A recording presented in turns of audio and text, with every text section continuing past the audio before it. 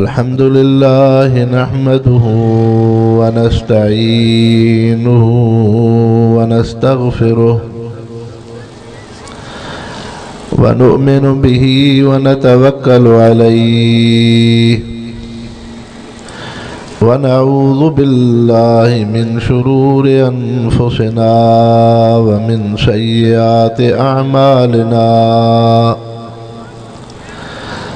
मन यहदिहिल्लाहु फला मुदिल्ल लहु व मन युद्लिल्हु फला हादिय लहु व नशहदु अल्ला इलाहा इल्लल्लाहु व नशहदु अन्ना मुहम्मदन अब्दुहु व रसूलुहु अम्मा बाद फ़अऊज़ु बिल्लाहि मिनश शैतानिर रजीम बिस्मिल्लाहिर रहमानिर रहीम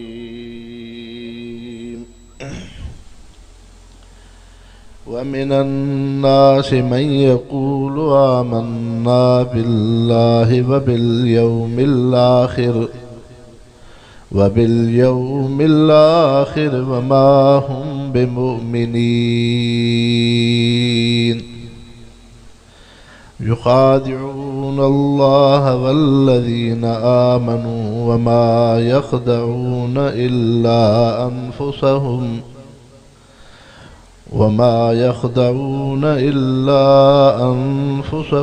वमा यशऊरून फ़ी क़ुलूबिहिम मरज़ुन फ़ज़ादहुमुल्लाहु मरज़ा वलहुम अज़ाबुन अलीमुन बिमा कानू यकज़िबून क़ाल नबिय्यु सल्लल्लाहु अलैहि वसल्लम मन गशना फ़लैस मिन्ना वक़ाल नबिय्यु सल्लल्लाहु अलैहि वसल्लम इन्नल हसद यअकुलुल हसनाति कमा यअकुलुल हतबुन नार इन्नल्लाह व मलाइकतहु युसल्लूना अलन नबिय्य या अय्युहल्लज़ीना आमनू सल्लु अलैहि व सल्लिमू तस्लीमा। सब साथी दिल जे मोहब्बत सां दुरूद शरीफ पढ़ो। अल्लाहुम्मा सल्लि अला सय्यिदिना मुहम्मदिन नबिय्यिल उम्मिय्य व आलिहि व बारिक व सल्लिम अदद कुल्लि मालूम लक दाइमन अबदा। मुसलमान भाइरो, अल्लाह साईं इंसान जे जिस्म ऐं वजूद जी ग़िज़ा ख़ुराक बि दुनिया में रखी आहे ऐं आख़िरत जी जन्नत जी ग़िज़ा ख़ुराक बि रब अहकमुल हाकिमीन दुनिया में रखी आहे। इंसान जे जिस्म जे लाइ टे शयूं ज़रूरी आहिनि। सभ खां पहिरियां जिथे इंसान जो रिज़्क़ ऐं तुख़ुम दाणो पियो हुजे। जीअं घर में अन्न जी गुंदी पई हूंदी आहे, उन में अन्न रखिबो आहे, पोइ वक़्ति ज़रूरत इंसान इस्तेमालु कंदो आहे। ईअं अल्लाह साईं ज़मीन खे इंसान जे रिज़्क़ जो ख़ज़ानो बणायो आहे। इन ज़मीन ते इंसान जो रिज़्क़ पियो आहे। फल फ्रूट इन ज़मीन में, सब्जियूं भाॼियूं इन ज़मीन में, कणक जो दाणो इन ज़मीन में, चांवर जो बूटो सलो बि इन ज़मीन ते आहे। ॿी शइ आहे त इंसान जे जिस्म जे लाइ उहो तुख़ुम ऐं दाणो रिज़्क़ हुजे। अल्लाह साईं अन अनाज खे पैदा कयो, गिजरे जो ॿिज, अंब जी खखड़ी, कमद जो गनो, हीअ हर शइ जेको तुख़ुम ऐं दाणो आहे उहो बि अल्लाह साईं दुनिया में रखियो आहे। टी शइ इहा आहे त इहो तुख़ुम दाणो इंसान खे कहिड़ी शइ सां मिलंदो। ज़मीन ते इंसान अन्न रखंदो आहे कमद जो गन्नो रखंदो आहे, सारीअ जो बूटो रखंदो आहे, पर उहो रिज़्क़ इंसान खे तॾहिं मिलंदो आहे जॾहिं मथां बारिशूं पवनि, मींहं वसनि, शाख़ुनि मां पाणी अचे। त इहो रब अहकमुल हाकिमीन इंसान जे जिस्म जूं टही ज़रूरतूं दुनिया में पूरियूं फरमायूं। इंसान खे रिज़्क़ जे लाइ ख़ज़ाने जी ज़रूरत हुई, रब साईं ज़मीन खे पैदा फरमायो। इंसान जे रिज़्क़ तुख़्म दाणे जी ज़रूरत हुई, रब अहकमुल हाकिमीन अनाज खे पैदा फरमायो। इंसान जे रिज़्क़ जे वधण जे लाइ बारिशुनि पाणी जी ज़रूरत हुई, अलाह साईं उहो निज़ाम कयो। ईअं ई इंसानो जन्नत जी ग़िज़ा ऐं ख़ुराक ईमान ऐं कलमे जी, अल्लाह सां ईमान जो ताल्लुक़, रसूलुल्लाह सां ईमान जो ताल्लुक़, इहा जेका रूहानी ईमान जी ग़िज़ा ख़ुराक है, इहा बि रब अहकमुल हाकिमीन दुनिया में रखी आहे। इंसान जे जिस्म में जेका दिलि आहे, इहा ज़मीन वांगुरु आहे।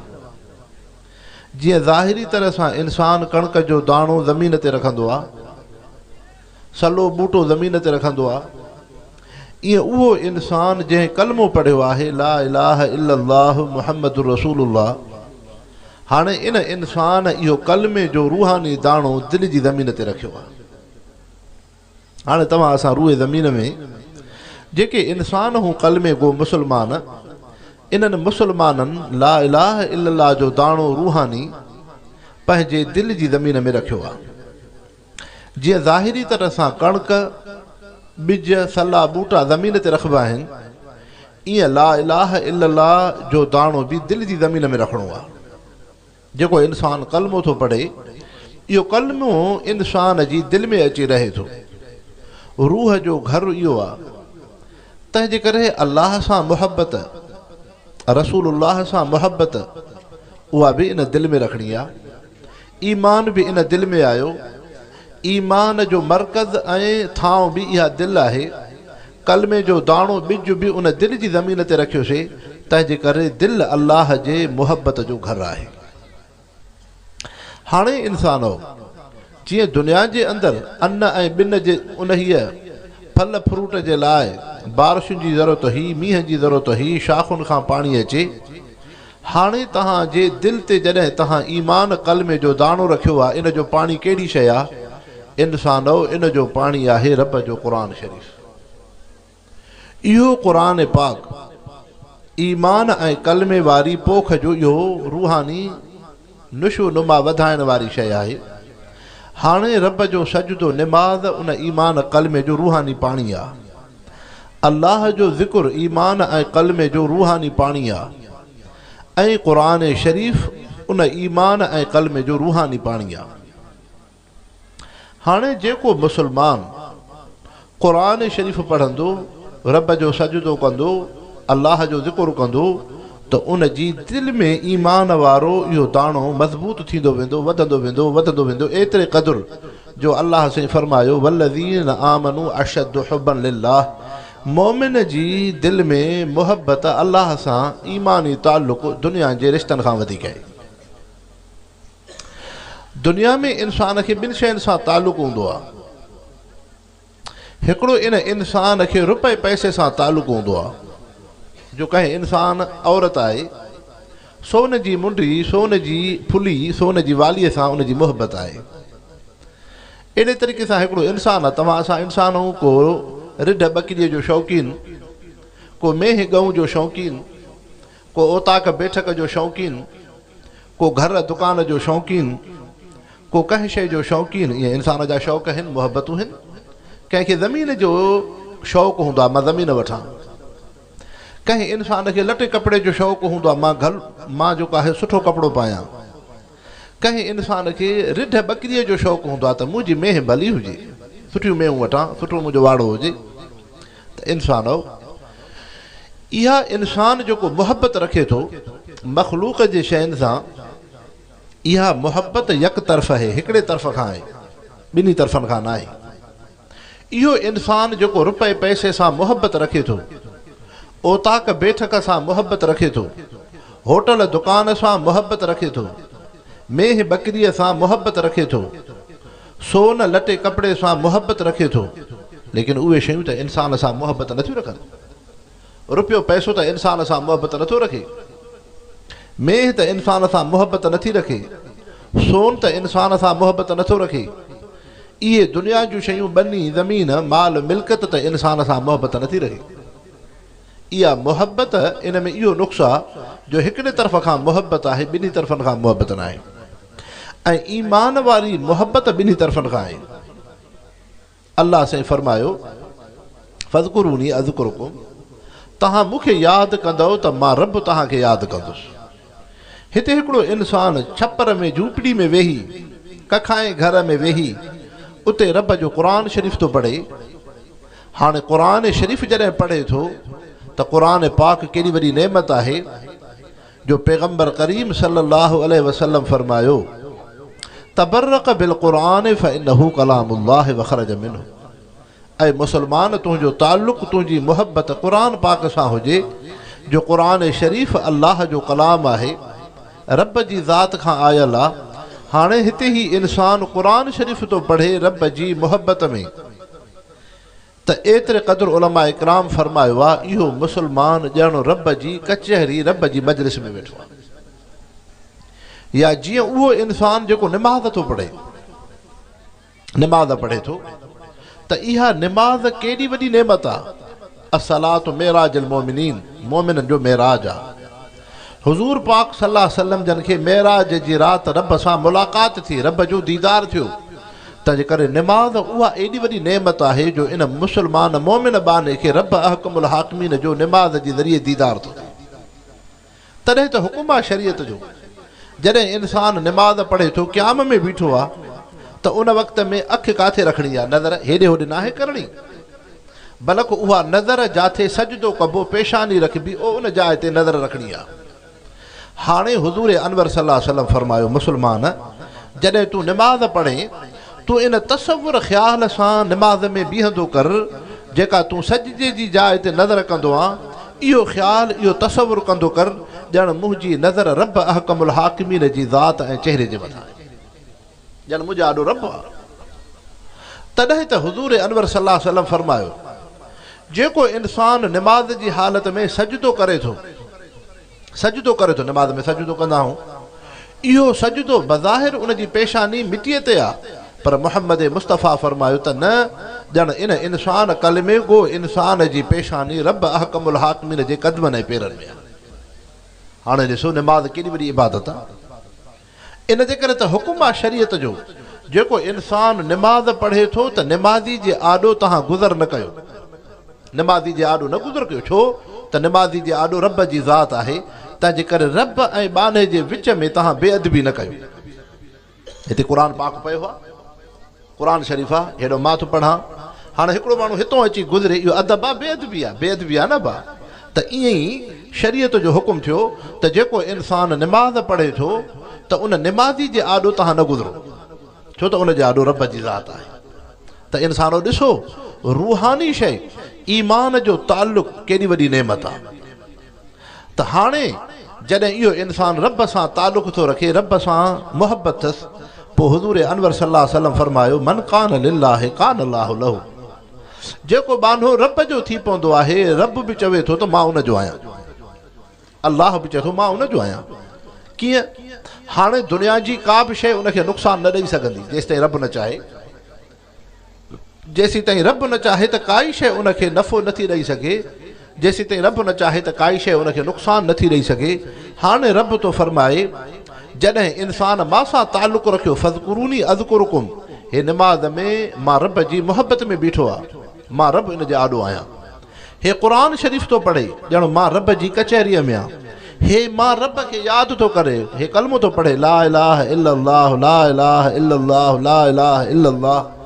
रब थो चए इन कलमे पाक जे करे, इन बाने जो मां सां एॾो ताल्लुक़ आहे जो मां रब इन बाने जे चपनि खे बोसो ऐं चुमी थो ॾियां। एॾो वॾो ताल्लुक़ थी वियो। हाणे जॾहिं निस्बत ताल्लुक़ एॾो थी वियो, हाणे रब कीअं गॾु आहे? मन कान लिल्लाहि कान अल्लाहु लहू। हाणे ॾिसो इंसानो, तव्हां असां जेको ईमान आणींदा आहियूं, ला इलाहा इल्लल्लाह मुहम्मद रसूलुल्लाह, हाणे जेको तव्हां असां कलमो था पढ़ूं, पहिरीं शइ दीन इस्लाम जी बुनियादी शइ आहे अक़ीदो, पोइ आहे अमल। थोरो सम्झो दीन खे।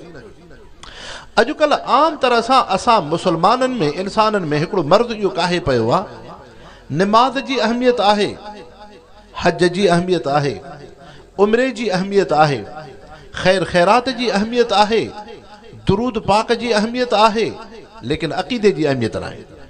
जेको वॾो माण्हू हुजे न, पैसे वारो, सरदार आहे, वॾेरो आहे, MP आहे, MNA आहे, ताजिर आहे, वापारी आहे, चंद रुपया चंद टका उन इंसान खे आहिनि, उन खां पुछोसि अक़ीदो, चए भा अक़ीदनि में असांजो छा वञे, असांजो कमु आहे निमाज़ पढ़णु, असांजो कमु आहे क़ुर पढ़णु। इंसानो क़ुर पाक जो बुनियाद ॿ शयूं आहिनि, हिकु अक़ीदो, ॿियो अमल आहे। अक़ीदो छा खे चइबो आहे? अक़ीदो इन खे चइबो आहे जंहिंखे क़ुर शरीफ़ बयानु कयो, जंहिंखे हुज़ूर अनवर सल्लल्लाहु अलैहि वसल्लम बयानु फरमायो। चाहे तव्हां असांजी अखि नथी ॾिसे, तव्हां असांजे दिमाग़ अकुल जी खोपड़ी में उहा शइ नथी वेहे, उहा शइ सोच सम्झ खां मथे आहे, लेकिन उनखे बरहक़ चवणु, उनखे सच सम्झणु, उन ते ईमान आणणु, इनखे चइबो आहे अक़ीदो। मसलन तव्हां असांखे अक़ीदो आणणो आहे आमनतु बिल्लाहि व मलाइकतिही व कुतुबिही व रुसुलिही वल यौमिल आखिर वल क़द्र ख़ैरिही व शर्रिही मिनल्लाहि ताला वल बास बादल मौत। अल्लाह ते ईमान, अल्लाह खे अखि नथी ॾिसी, केतिरी रब जी इबादत कयूं था, तुंहिंजो क़ुर शरीफ़ पढ़ियोसीं, निमाज़ पढ़ंदा आहियूं, ज़िक्र कबो आहे, लेकिन अल्लाह खे अखि त नथी ॾिसे। अहिड़े तरीक़े सां फ़रिश्ता आहिनि, फ़रिश्तनि खे अखि नथी ॾिसे। रसूल आहिनि, अल्लाह साईं 313 रसूल, 1,24,000 कमो बेश पैगंबर मोकिलिया। तव्हां असांजी अखि न बि ॾिठा, लेकिन रब साईं जेके बि रसूल मोकिलिया आहिनि, असांखे उन्हनि ते ईमान आणणो आहे। उहे सभु रसूल कमो बेश बरहक़ ऐं सचा आहिनि, आसमानी किताब आहिनि। अहिड़े तरीक़े सां तक़दीर आहे या आख़िरत जो ॾींहुं आहे, क़ब्र खां उथणु आहे, इहे सभु शयूं ईमान जूं शयूं आहिनि, ऐं सभु शयूं अखि खां ग़ाइब आहिनि, अखि खां ग़ाइब आहिनि। हाणे इंसानो अक़ीदो छा खे चइबो?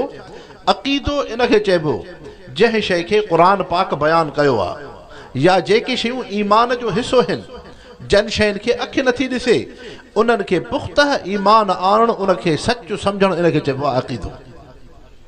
इनखे अक़ीदो चइबो आहे। हाणे हिकिड़ो इंसानु निमाज़ त पढ़े थो, क़ुर त पढ़े थो, दुरूद त पढ़े थो, हज त करे थो, नेकियूं त करे थो, अल्हम्दुलिल्लाह ॾाढो भलो इंसानु आहे, सुहिणा अख़लाक, सुहिणियूं आदतूं अथसि, पर उन में अक़ीदो ईमान न आहे। अक़ीदो ईमान न थियो त उनजी काई नेकी अल्लाह वटि क़बूल न थिए। मुस्लमानो उनखे अकुली लिहाज़ सां ईअं सम्झो, हिकिड़ो ॿारड़ो हूंदो आहे, स्कूल में पढ़ंदो आहे, पोइ मास्तर साहिबु उनखे अंग सेखारींदो आहे, पुट लिखो 1 जो अंगु, 2 जो अंगु, 3 जो अंगु, 4 जो अंगु, ओ 100 ताईं उनखे अंग सेखारींदो आहे। हाणे हिन ॿारड़े खे उस्ताद थो चवे त पुट लिखो 8 जो अंगु, हिन लिखियो छड़ो ॿुड़ी। हिन खे चयईंसि त पुट लिख तूं जेको आहे 2 जो अंगु लिखो, हिन लिखियो छड़ो ॿुड़ी, 0 लिखे। हिन खे चयईं अबा तूं लिख 11 जो अंगु, हिन लिखियो छड़ो ॿुड़ी। इहा छड़ो ॿुड़ी ॿुड़ी कंहिं कम जी त कोन्हे। त इंसानो छा मक़सदु थियो? त मक़सदु इहो थियो त तव्हां असांजो जेको अक़ीदो आहे, इहो अक़ीदो अथव अंग जे मिसाल। जंहिं इंसान में तौहीद जो अक़ीदो नाहे, या ईमानियात जे शयुनि ते पुख़्ता ईमान ऐं यक़ीन नाहे, त उन जी इबादत नेकी काई क़बूल कोन्हे। तंहिंजे करे इंसानो अक़ीदो ईमान वॾी शइ आहे।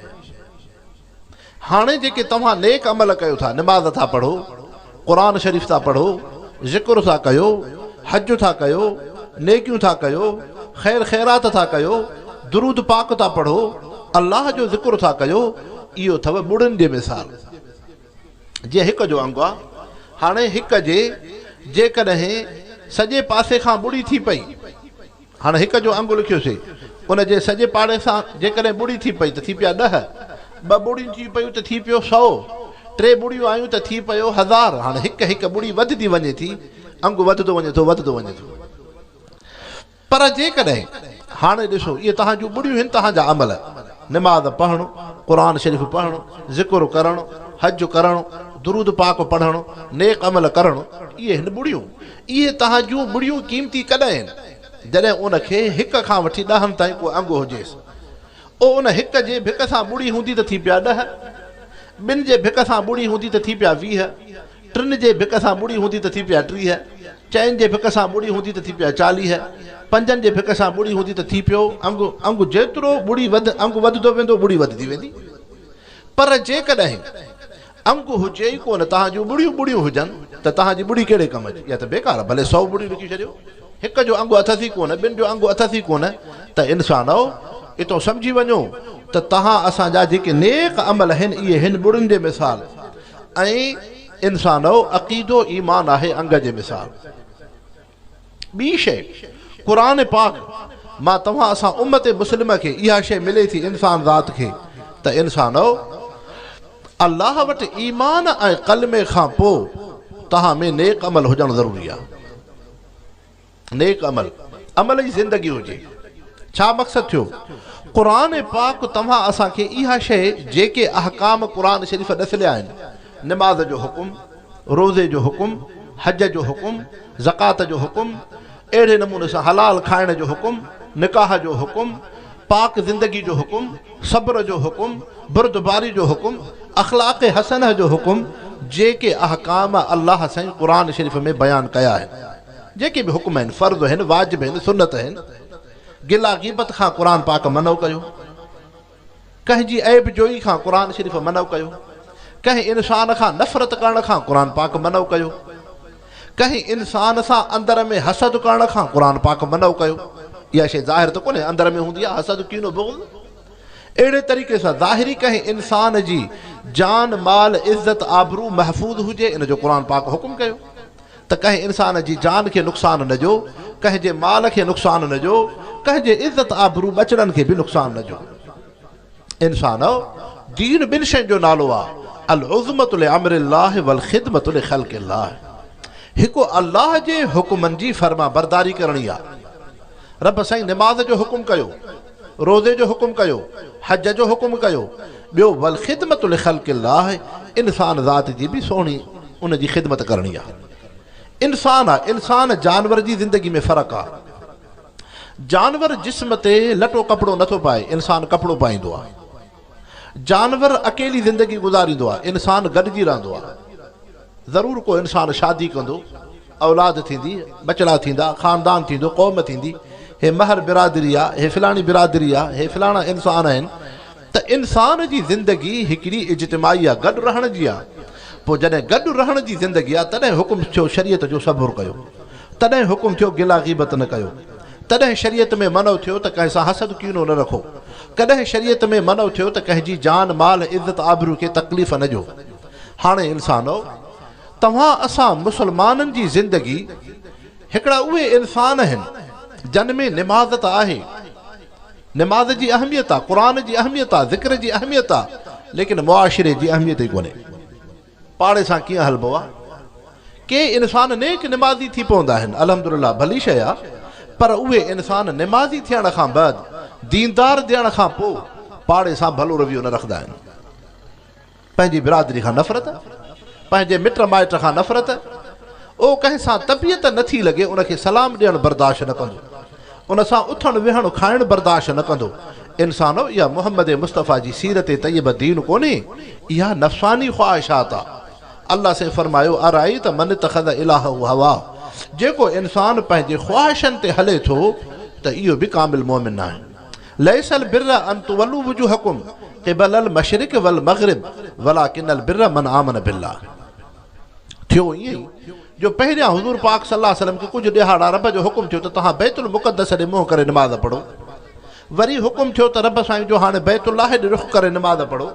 17 महीना हुज़ूर सल्लल्लाहु अलैहि वसल्लम बैतुल मुक़द्दस ॾे मुंहुं करे निमाज़ पढ़ी, सहाबा इकराम बि। हाणे जॾहिं रब जो हुकुम थियो बैतुल्लाह जो त यहूदियुनि चयो, यहूदियुनि एतिराज़ कयो, हीउ कहिड़ो रसूल पैगंबर आहे, कहिड़ो दीन आहे? कल्ह बैतुल मुक़द्दस ॾे मुंहुं करे निमाज़ पियो पढ़े, अॼु वरी हीअं बैतुल्लाह ॾे मुंहुं करे निमाज़ थो पढ़े। अल्लाह साईं क़ुरान पाक जी आयत नाज़िल कई त लैसल बिर्र अन तुवल्लू वुजूहकुम क़िबलल मशरिक़ वल मग़रिब। इहा नेकी नाहे जो तव्हांजो मुंहुं बैतुल मुक़द्दस ॾे हुजे त पोइ तव्हां दीनदार हो, जे बैतुल्लाह ॾे रुख़ कयो था त पोइ तव्हां दीनदार हो। न, रब तो फरमाए मन आमन बिल्लाह, मोमिन मुसलमान उहो आहे जेको अल्लाह जे हुक्म ते हले, जेको अल्लाह ते यकीन करे। मुसलमान उनखे चइबो आहे जेको रब जे हुक्म ते हले। बसि अल्लाह जो हुकुम थियो हो बैतुल मुक़द्दस ॾे त ओॾे नमाज़ पढ़ी थिए, रब जो हुकुम थियो बैतुल्लाह ॾे त ओॾे नमाज़ पढ़ी थिए। जाॾे रब जो हुकुम थींदो ओॾे रुख करे नमाज़ पढ़णी आहे। छा मक़सदु थियो त हिकिड़ा इस्लाम जा अहिड़ा अहकाम हूंदा जेके तव्हां असांजे मिज़ाज तबियत जे ख़िलाफ़ हूंदा। हिकिड़ो भाउ आहे, रिश्तेदार आहे, मिट आहे, सौट आहे, पाड़े में रहे थो, उन सां तबियत नथी लॻे, उन सां तबियत नथी लॻे, पर हाणे इन जो मक़सदु इहो त कोन्हे त मां निमाज़ी आहियां त बसि पोइ निमाज़ ते हलां त इहो दीन आहे। न, तोणी तुंहिंजी मिज़ाज तबियत नथी लॻे, तोखे नफ़्स शैतान उन में रुकावट विझनि था। हाणे जॾहिं तूं मुसलमान आहे, तूं कलमो पढ़ियो आहे, क़ुरान पाक तोखे मूंखे इहा थो तालीम ॾे, अल्लाह रसूल इहो थो तालीम ॾे त न पंहिंजे मिट माइट खां नफ़रत न कर, सिल रहमी कर, पाड़े सां भलो हल, इंसाननि सां भलो हल, इहा शइ दीन आहे। ॾिसो सहाबा इकराम आहिनि, हुज़ूर अनवर सल्लल्लाहु अलैहि वसल्लम जी सोहबत में उन्हनि खे निमाज़ बि मिली, क़ुरान बि मिलियो, ज़िक्र बि मिलियो, रोज़ो बि मिलियो, हज बि मिलियो, दुरूद बि मिलियो, नेक अमल बि मिलिया, लेकिन अख़लाक़ ऐं मुआशिरे जी ज़िंदगी बि मिली आहे, किरदार बि मिलियो आहे त पंहिंजे मुआशिरे जे अंदरि कहिड़ा इंसान आहे। हज़रत सलमान फ़ारसी रज़ियल्लाहु अन्हु हुज़ूर अनवर सल्लल्लाहु अलैहि वसल्लम जो सहाबी आहे। जॾहिं मदाइन जो वाली गवर्नर थियो त हिकिड़ो यहूदी हो जेको पंहिंजे बनीअ मां गाहु पियो खणे। माण्हू गाहु खणंदो आहे, भरी खणंदो आहे माल जे लाइ। उन जे ॾिठो त जॾहिं हे शख़्स रस्ते सां गुज़रे थो बने सां, माण्हू चवंदो आहे ॿिए खे अदा मांखे हे भरी त खणाए। हुन सहाबीअ सॻोरे खे चयो भरी खणाए। उन यहूदीअ खे इहा ख़बर न हुई त इहो को मुहम्मद मुस्तफ़ा जो सहाबी आहे, हे को इन शहर जो वाली गवर्नर को हुक्मरान आहे। एॾी ज़िंदगी सादी हुई। ऐं हक़ीक़त बि इहा आहे मुसलमानो, हाणे तव्हां असां वटि तायुश ऐश अची वियो आहे। हज़रत अबू बकर सिद्दीक़ रज़ियल्लाहु अन्हु जन ख़लीफ़ा हा, लेकिन रैयत जो लिबास भलो हो, हुक्मरान जी ज़िंदगी सादी। हज़रत उमर साईं ख़लीफ़ा हा, लेकिन रैयत क़ौम जो लिबास भलो हो, हुक्मरान जो लिबास खाधो पीतो सादो। हज़रत उस्मान साईं ख़लीफ़ा हा, लेकिन रैयत क़ौम पब्लिक अवाम खे खाधो पीतो सुठो हो, लटो कपिड़ो, लेकिन हुक्मरान जी ज़िंदगी सादी।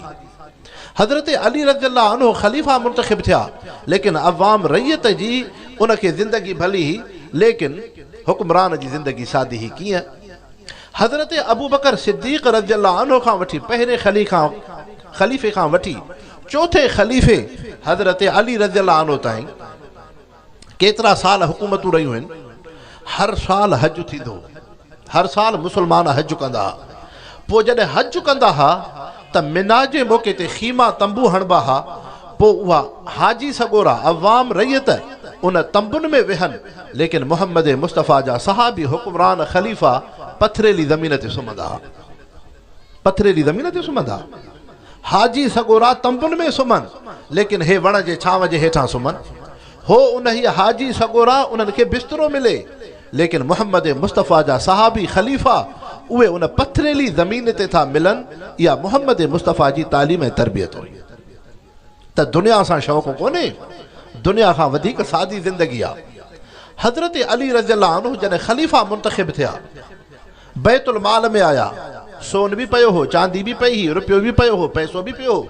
तव्हां असांखे अॼुकल्ह हसद नफ़रतूं हिर्स लालच इन शइ ते आहे न, जो अखि दुनिया ॾिसे थी, आख़िरत त हितो नथा ॾिसूं, रब खे त नथा ॾिसूं, जन्नत त नथा ॾिसूं। ओ दुनिया रुपयो पैसो माल मिल्कियत ॾिसूं था, इते इंसान अंधो थो थिए। पोइ उन दुनिया ऐं ढूंढ ते इंसान हिक ॿिए खां नफ़रतूं करे थो। त हज़रत अली रज़ियल्लाहु अन्हु हुज़ूर पाक सल्लल्लाहु अलैहि वसल्लम जी तरबियत कहिड़ी हुई। जॾहिं बैतुल माल में आया, सोन बि ॾिठो, रुपयो बि ॾिठो, पैसो बि पियो आहे। हज़रत अली साईं ज़ुबान सां फरमाइनि पिया, या दुनिया गैरनी गैरी, या दुनिया गैरनी गैरी, या दुनिया गैरनी गैरी। ऐं सोन चांदी दुनिया दौलत उन्हनि खे वञी गुमराह कयो जन में ईमान नाहे, जन जो ताल्लुक़ क़ुरान पाक सां नाहे, जेको आख़िरत सां शौक़ु नथा रखनि। असां ते मुहम्मद मुस्तफ़ा जा अहिड़ा एहसान आहिनि, अहिड़ी तरबियत कई अथऊं जो हिन दुनिया खां वधीक आख़िरत सां शौक़ु। ॾिसो दुनिया त हुई। हज़रत साद बिन अबी वक़ास रज़ियल्लाहु अन्हु सहाबी आहे। मदाइन जो जॾहिं उहो जेको आहे शहर इलाइक़ो सहाबा जे क़दमनि जे हेठों आयो, हिकिड़ो मुजाहिद सहाबी आहे जंहिं बादशाह जा हीरा ऐं जवाहिरात सोन जूं पेटियूं उहे सहाबी सगोरो खचरनि ते खणी आयो। हज़रत साद बिन अबी वक़ास जी ख़िदमत में हज़रत साद लोहर खे घुरायो, सोन जूं पेटियूं खोलियूं वयूं। हाणे उनखे जॾहिं ढकु लथो, सोन जूं पेटियूं संदूक एॾी वॾी जो कोई इंसानु न खणी सघे। जॾहिं हज़रत साद उन जा ढक लाथा सोन जे पेटियुनि जा, उन में हीरा ऐं जवाहिरात हुआ। हज़रत साद बिन अबी वक़ास रज़ियल्लाहु अन्हु था फरमाइनि, ॼाण अध दुनिया साद जे आॾो पई, अध दुनिया हुई। लेकिन हज़रत साद मोहम्मद मुस्तफ़ा जो सहाबी तो फरमाए, मुंहिंजी दिलि में उन सोन ऐं हीरनि जवाहिरात जी अहमियत ज़रे बराबरि बि न वेठी। सोन जी अहमियत कोन्हे, चांदी जी अहमियत कोन्हे, हीरनि जवाहिरात जी अहमियत न आहे। हाणे उहो मुजाहिद सहाबी जंहिं एॾो वॾो कमु कयो, हज़रत साद उन खे चयो, हूअं त तोखे इनाम मां ॾियां, हाणे हज़रत उमर रज़ियल्लाहु अन्हु जेके ख़लीफ़ा आहिनि उहे तोखे इनाम ॾींदा। हाणे हज़रत साद जॾहिं इहा सहाबीअ खे ॻाल्हि कई त उन सहाबी मुजाहिद फरमायो, न साद, मूंखे इनाम जी ज़रूरत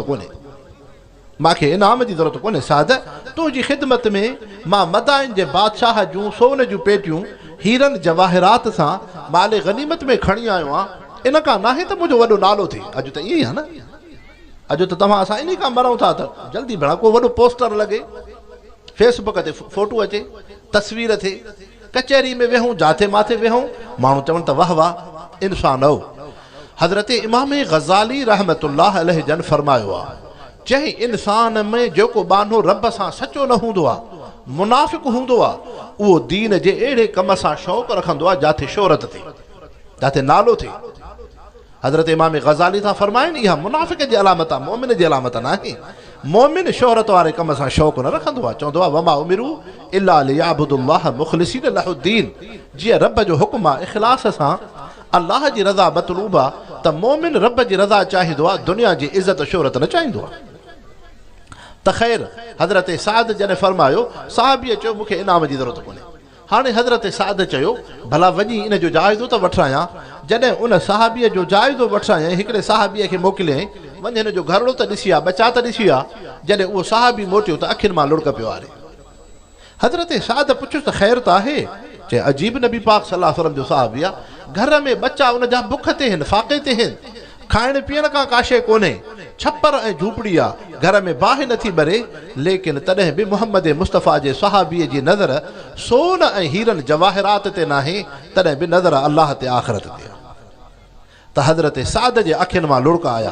उहो जेको फातिह मदाइन हो सहाबी सगोरो, चए ऐं मोहम्मद मुस्तफ़ा तुंहिंजे तालीम तरबियत मां फिदा ऐं क़ुर्बान वञा। उहे इंसान जेके दुनिया पैसे सां शौक़ु रखंदा हुआ, जेके दुनिया जे अंधेरे में हुआ, तूं उन्हनि खे क़ुरान पाक जी एॾी दौलत ॾिनी, तूं उन्हनि खे ईमान जी एॾी नेमत ॾिनी, तूं उन्हनि खे आख़िरत रब सां एॾो शौक़ु ॾिनो जो दुनिया पैसे जी अॼु अहमियत कोन्हे, उन खां वधीक रब ऐं आख़िरत सां शौक़ु आहे।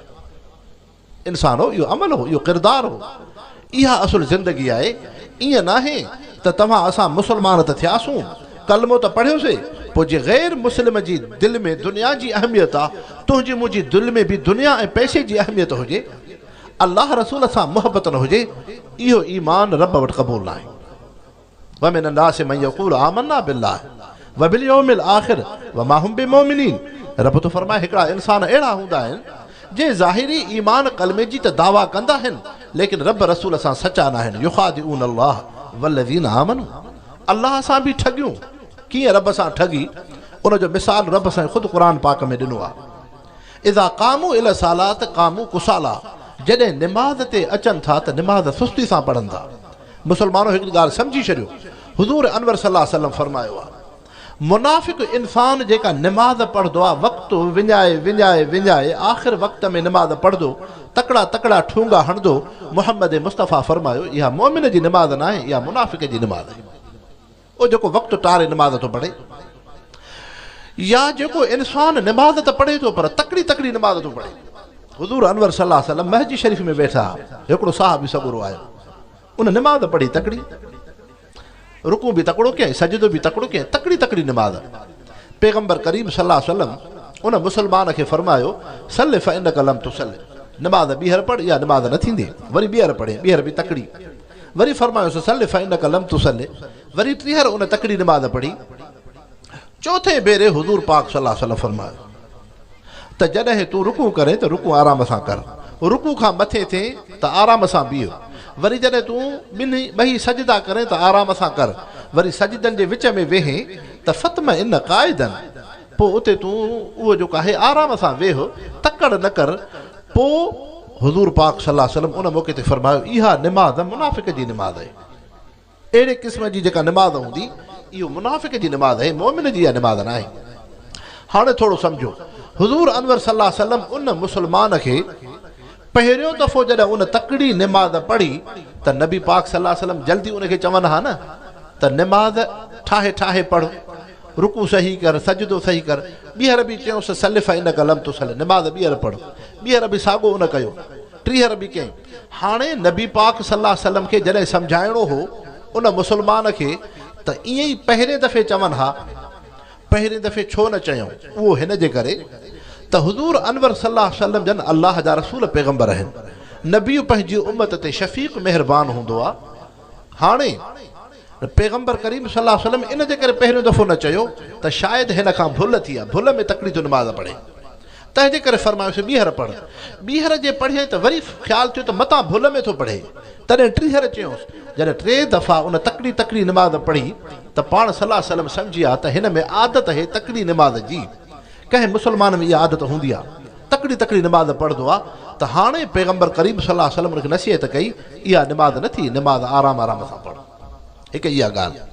ॿियो उलमा इकराम फरमायो आहे इन जे करे हुज़ूर पाक सल्लल्लाहु अलैहि वसल्लम जल्दी उनखे तंबीह न कई, टे दफ़ा दोहरायो।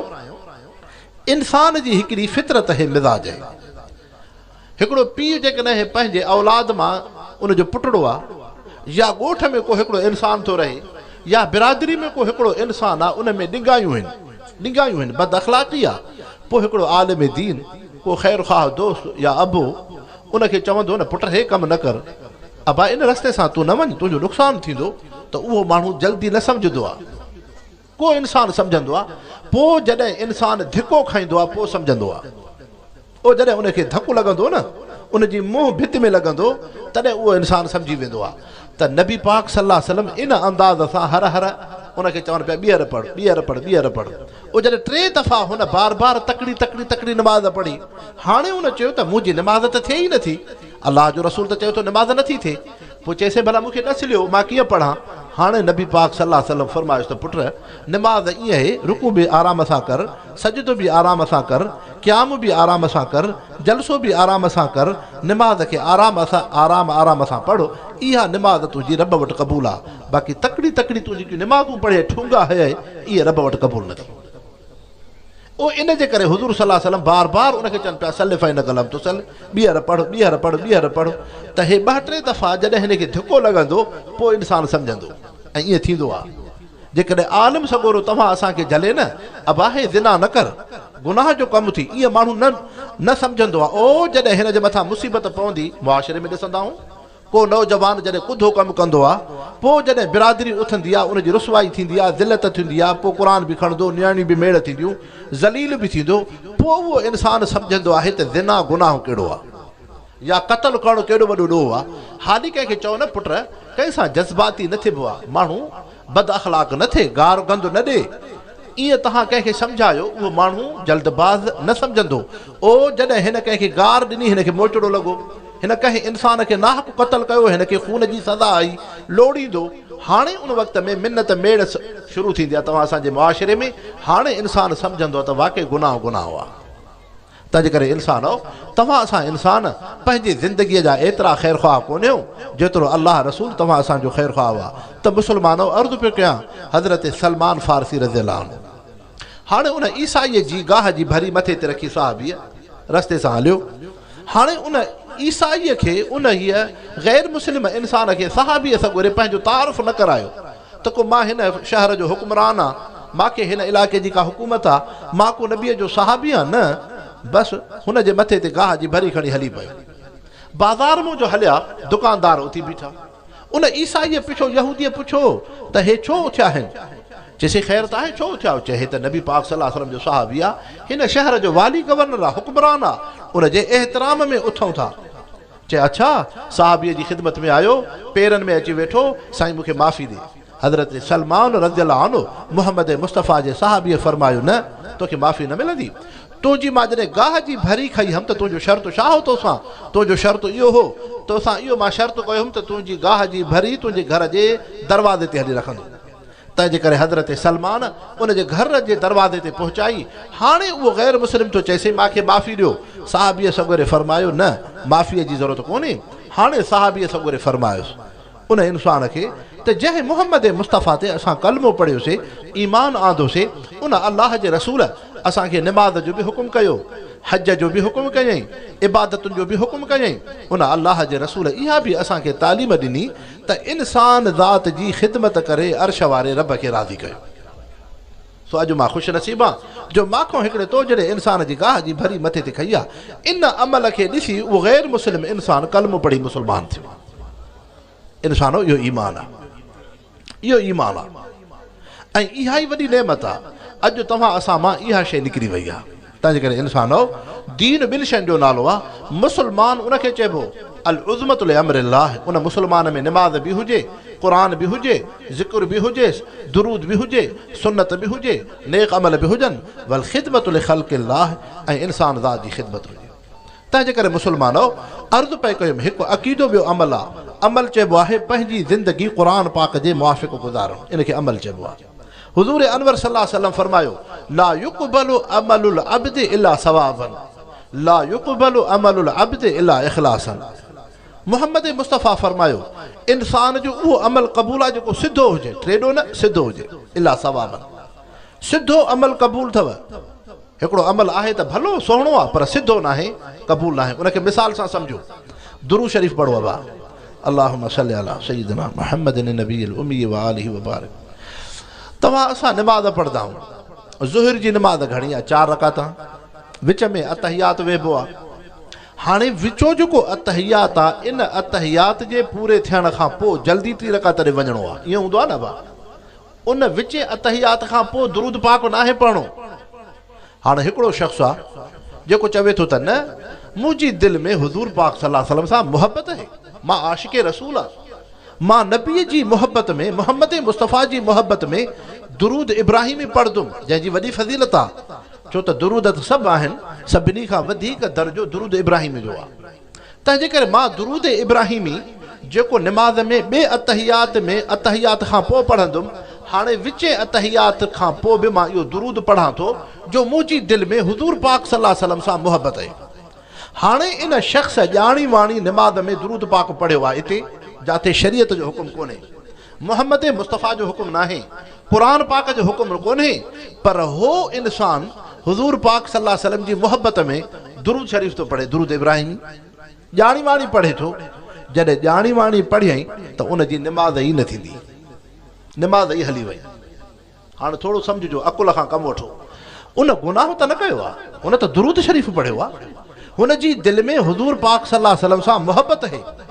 क़ुरान बि चवे थो मोहम्मद मुस्तफ़ा ते दुरूद पढ़ियो, ऐं दुरूद शरीफ़ जी वॾी फज़ीलत आहे। इश्क़ मुस्तफ़ा ईमान में वॾी नेमत आहे। पर मालूम थियो मुस्लमान तुंहिंजो इश्क़ मुस्तफ़ा उहो रब रसूल वटि क़बूल आहे जेको क़ुरान मोहम्मद मुस्तफ़ा जे तरीक़े ते हुजे। तंहिंजे करे इहो जेको तूं दुरूद शरीफ़ पढ़ियो आहे, विचे अतहियात खां पोइ इते पढ़णो न आहे। इते अतहियात पूरो करे जल्दी 3 रकात ते वञिणो आहे। हाणे जेकॾहिं तोखां भुल थी वई आहे, भुल में तूं पढ़ियो आहे, सजदो साहब जो ॾे निमाज़ थी वेंदई। पर जेकॾहिं तूं ॼाणी वाणी उते दुरूद पाक पढ़ियो त तुंहिंजी निमाज़ ई न थींदी। ॾिसो इतां मुस्लमानो सम्झी वञो, हुज़ूर अनवर सल्लल्लाहु अलैहि वसल्लम फरमायो ला युक़बलु अमलुल अब्द इल्ला सवाबन। मुस्लमान इंसान जो उहो अमल क़बूल आहे जेको क़ुरान जी रोशनाईअ ते हुजे, मोहम्मद मुस्तफ़ा जे तरीक़े ते हुजे, सहाबा जे तरीक़े ते हुजे। जेको अमल क़ुरान मोहम्मद मुस्तफ़ा जे तरीक़े ते न आहे, उहो अमल बि रब वटि क़बूल न आहे। ॿी शइ आहे ला युक़बलु अमलुल अब्द इल्ला इख़लासन। उहो अमल अलाह जे रज़ा ख़ातिर हुजे। जेको बि अमल कयो, निमाज़ पढ़ो, क़ुरान पढ़ो, दीन कयो, ख़ैर ख़ैरात जलसे में आया हूं। अल्लाह से जंहिं नेक अमल जी तौफ़ीक़ ॾिनी आहे, मक़सदु हुजे अलाह जी रज़ा। अल्लाह से तव्हां असांखे दीन जी सम्झ अता फ़रमाए। रब करीम अव्हां जे जलसे खे क़बूल फरमाए, रब करीम अव्हां जे ख़ैर खे क़बूल फरमाए। अल्लाह साईं तव्हां असांखे ॿिन्हिनि जहान जूं कामयाबियूं नसीब फरमाए, ईमान कामिल ते ख़ात्मो नसीब फरमाए। वमा अलैना इल्लल बलागुल मुबीन। या अल्लाह या रहमान या अल्लाह साईं तूं असांजे हाल ते रहम फरमा, दीन जी सम्झ अता फरमा, क़ुरान पाक जी सम्झ अता फरमा, पंहिंजे नबी पाक सल्लल्लाहु अलैहि वसल्लम सां असांखे सही ताल्लुक़ अता फरमा, असांखे सालिहनि जी जमात में दाख़िल फरमा। अल्लाह साईं असांजी ज़ाहिर बातिन क़ुरान शरीफ़ जे मुआफ़िक़ बणा। अल्लाह साईं तूं असांजी दुनिया आख़िरत बहितर फरमा, ॿिन्हिनि जहाननि जूं भलायूं नसीब फरमा, ॿिन्हिनि जहाननि जे बुराइनि ऐं तकलीफ़ुनि खां बचाए, ॿिन्हिनि जहाननि जे ख़ासि प्यारनि बानहुनि मजो बणा। ईमान इस्लाम इहसान कामिल सां दुनिया मजां ख़ात्मो बिल ख़ैर फरमा। सल्लल्लाहु तआला अला ख़ैर ख़ल्क़िही मुहम्मद व आलिहि व बारक वसल्लम।